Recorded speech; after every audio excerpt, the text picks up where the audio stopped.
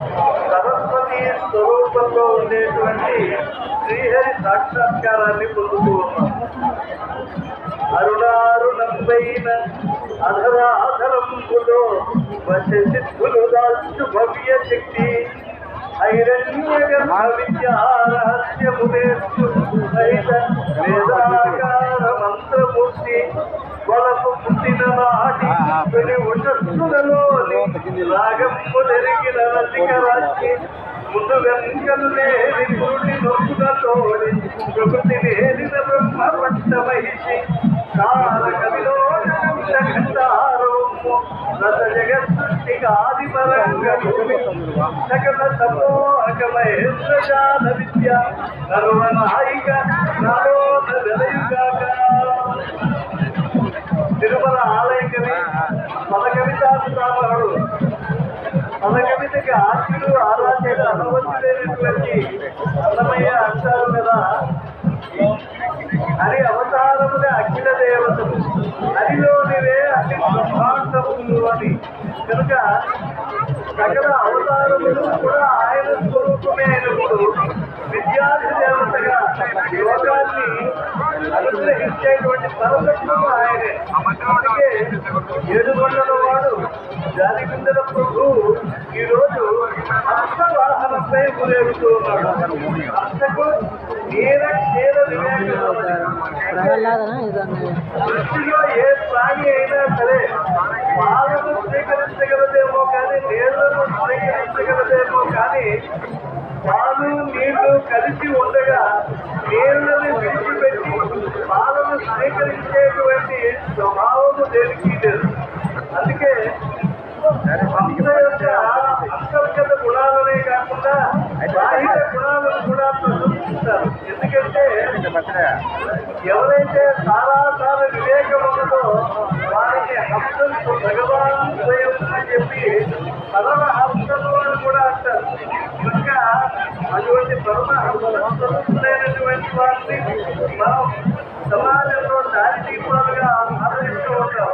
అటువంటి అన్యతో దర్శనీయమైనటువంటి మహనీయుడు దివ్య శంఖచక్రధారి అయినటువంటి పరమాత్మ ఈరోజు శ్రీవలే మూల సంమోహనమైనటువంటి రూపాన్ని ధరించి ఆ బ్రాహ్మీ దేవతగా సూర్య చంద్ర వెలుగులే జడబెల్లలుగా ధరించి ఆయన వెలుగొందుతూ ఉన్నాడు.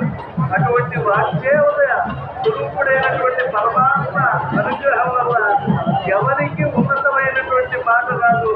మూఢం కరోతి వాచారం స్వల్పం తగ్గయ చేయగిరి యత్కృపా తమహం వందే పరమానంద మాధవం. పరమ ఆనంద నిలయుడై ఉండేటువంటి మాధవుడు మూఢం కరోతి వాచారము, ఏ మాత్రం మాట రానటువంటి వాడి చేత కూడా గోవిందనామాలు పలికించగలడు. ఆయన గుడి గోపురాల ముందు నాట్యం ఆడిస్తూ గానం చేయించగలడు. అటువంటి దేవాధిదేవుడైనటువంటి స్వామి ఈ ధన హింసాగత్యో అన్నారు. హంస యొక్క నడక ఎంతో అందంగా ఉంటుంది. అంటే ఆ గతిని చూసి హంసలు చేరలు నడకల పెడగులు, దుర్గలు చేరలు పూర్ణమ్మ అంటారు. హంస యొక్క గతి అంత అందమైనటువంటిది.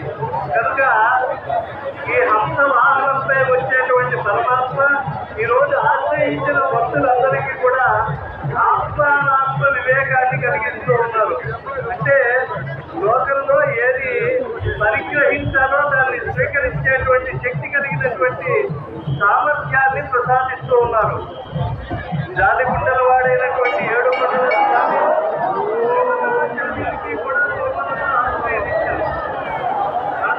సరిగుండ వెంకమ్మ త్యాగరాజస్వామి వారు తెరతీయగల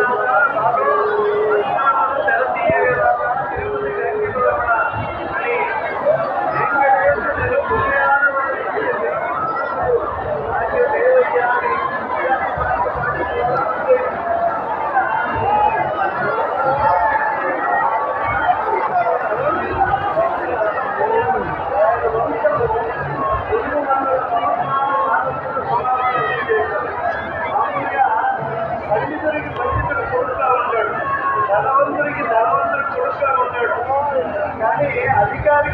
అధికారి ఉండడం కొంచెం తక్కువైనప్పటికీ ఉండవచ్చు. కానీ స్వామి కటాక్షం చేత 200 సంవత్సరాలు తాళపాక కవిత్వం అవిచ్ఛిన్నంగా అమ్మయ్య చదువుతున్నమయ్య తొలి తెలుగు రచయించిన తాళపాక చిమ్మంగా అలాగే దేవడవరం నరసింహాచార్యులు ఎంతమంది స్వామిని ఎలుగెత్తి గానం చేశారు. ఇక ద్వైత మతం ఉన్నది. ఇష్టాద్వైతం అద్వైతం వలె ద్వైత మతం. అటువంటి ద్వైత మతంలో జయదాసు జయదాసు పురోదాసు కనకదాసు దాసభక్తులు లక్షలాది 32,000 కీర్తనలు పాడారు.